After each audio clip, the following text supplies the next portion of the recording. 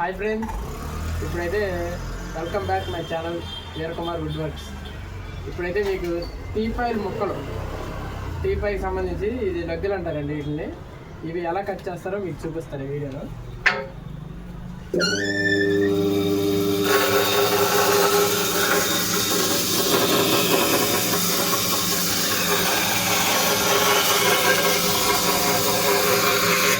మొత్తం మెరుగలు ఉండదు.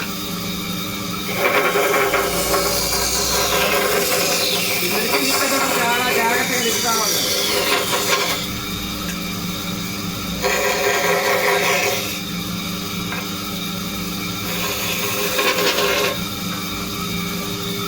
చూసారా, ఇది టీపైకి వచ్చేసరికి నాకు అంటారు ఇక్కడ గ్లాస్ వచ్చింది దీనిపైన.